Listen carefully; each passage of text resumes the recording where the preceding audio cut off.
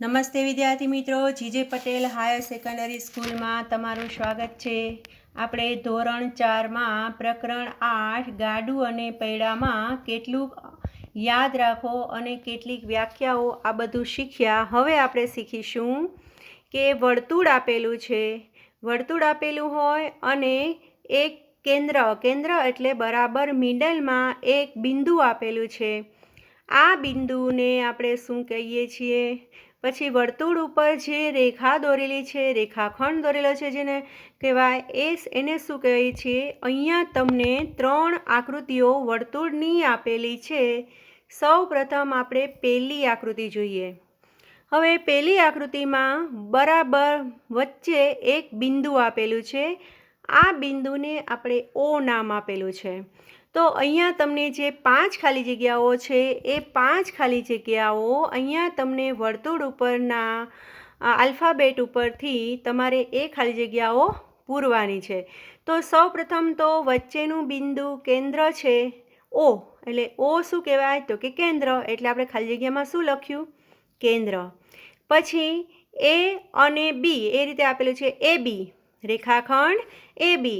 તો વર્તુળના કેન્દ્રમાંથી પસાર થતી કોઈ પણ રેખાખંડને આપણે વ્યાસ તરીકે ઓળખીએ છીએ, કારણ કે તે વર્તુળના 2 ભાગ કરે છે. તેથી AB શું છે? તો કે વ્યાસ છે, કારણ કે તે કેન્દ્રમાંથી પસાર થાય છે. પછી OC શું છે? તો કે ત્રિજ્યા. શા માટે? તો કે એક કેન્દ્ર બિંદુ છે અને એક વર્તુળ પરનું બિંદુ છે. કેન્દ્ર બિંદુથી વર્તુળ પરના બિંદુ સુધીની રેખાખંડને શું કહેવામાં આવે છે? તો કે ત્રિજ્યા. પછી ચોથી ખાલી જગ્યા છે OB શું છે? તો કે ત્રિજ્યા, કારણ કે એક કેન્દ્ર બિંદુ છે અને એક વર્તુળ પરનું બિંદુ B છે. O થી B એટલે એને કહેવાય છે ત્રિજ્યા. પછી O થી A, O કેન્દ્ર છે અને A ત્રિજ્યા છે. A છે એ વર્તુળ પરનું બિંદુ છે. OA એને આપણે શું કહીએ છીએ? ત્રિજ્યા. હવે આપણે બીજું વર્તુળ જોઈશું.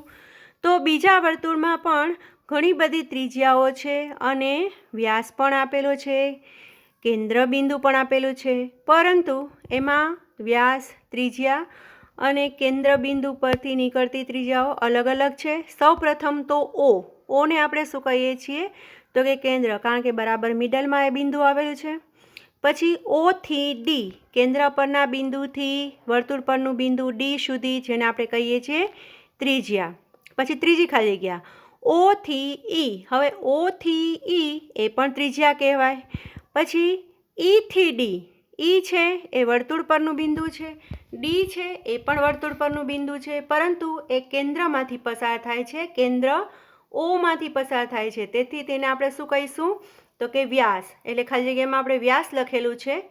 પછી છે O થી B. તો O થી B શું છે? તો કે એક કેન્દ્ર બિંદુ છે અને એક વર્તુળ પરનું બિંદુ છે, તેને કહેવાય છે ત્રિજ્યા.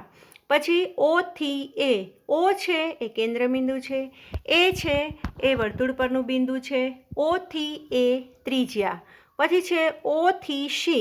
O છે કેન્દ્ર બિંદુ છે, C છે અંત્ય બિંદુ એટલે કે વર્તુળ પરનું અંત્ય બિંદુ છે, તો O થી C ત્રિજ્યા. હવે આ રીતે આપણે પહેલું અને બીજું વર્તુળમાં વ્યાસ અને ત્રિજ્યા કઈ રીતે ઓળખી શકાય, કેન્દ્ર બિંદુ કોને કહેવાય એ જોયું. હવે આપણે ત્રીજું વર્તુળ. ત્રીજા વર્તુળમાં ઘણા બધા રેખાખંડો આવેલા છે. તો સૌપ્રથમ તો આપણે એ વર્તુળનું બરાબર નિરીક્ષણ કરવાનું રહેશે. પછી જે બાજુમાં આપેલી ખાલી જગ્યાઓ છે એ ખાલી જગ્યા જોવાની રહેશે. તો સૌપ્રથમ તો આપેલી છે પહેલી ખાલી જગ્યા, તો ત્યાં આપેલું છે ઓને આપણે શું કહીએ છીએ? તો કે કેન્દ્ર. શા માટે? તો કે મિડલમાં એ બિંદુ આવેલું છે. પછી બીજી ખાલી જગ્યા O કેન્દ્ર બિંદુ છે અને B છે વર્તુળ પરનું બિંદુ, OB, તો એને આપણે શું કહીશું? ત્રિજ્યા. પછી O કેન્દ્ર બિંદુ છે અને એ વર્તુળ પરનું બિંદુ છે, એને આપણે શું કહીશું? તો કે ત્રિજ્યા. પછી A થી B એને આપણે વ્યાસ કહીશું. શા માટે વ્યાસ કહીશું? કારણ કે તે વર્તુળના કેન્દ્રમાંથી પસાર થાય છે. વર્તુળના કેન્દ્રમાંથી પસાર થતું હોય અને વર્તુળના એક બિંદુ વર્તુળ પર અને બીજું બિંદુ પણ વર્તુળ પર હોય, એ રીતે જો આ રેખાખંડ મળતો હોય તો તેને આપણે વ્યાસ તરીકે ઓળખીએ છીએ. તેથી AB એને આપણે શું કહીશું? વ્યાસ. પછી છે ઓ ઈને આપણે શું કહીશું તો કે ત્રિજ્યા, કારણ કે ઓ છે કેન્દ્ર અને ઈ છે વર્તુળ પરનું બિંદુ. પછી ઓસી, તો ઓસી છે કેન્દ્ર છે અને એક વર્તુળ પરનું બિંદુ છે, તેથી તેને પણ આપણે ત્રિજ્યા કહીશું. પછી છે સીઈ. હવે સીઈ છે એ વ્યાસ કહેશું. શા માટે તો કે વર્તુળના બે ભાગ કરે છે, કેન્દ્રમાંથી પસાર થાય છે, તેથી તેને આપણે કહીશું વ્યાસ. પછી છે સીડી.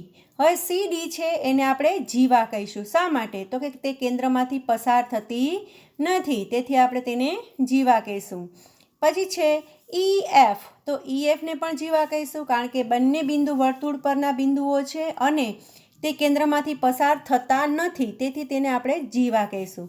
પછી છે ડીઈ એ પણ વર્તુળ પરના જ બિંદુઓ છે અને એ વર્તુળ પરના બિંદુઓ છે અને તેને પણ આપણે જીવા કહીશું, કારણ કે તે કેન્દ્રમાંથી પસાર થતું નથી. હવે વિદ્યાર્થી મિત્રો, આ રીતે આપણે વર્તુળ આપેલું હોય અને તમને આ રીતે રેખાખંડો આપેલા હોય તો તમને ખાલી જગ્યા બરાબર લખતા આવડી જશે એવી મને આશા છે. ધન્યવાદ.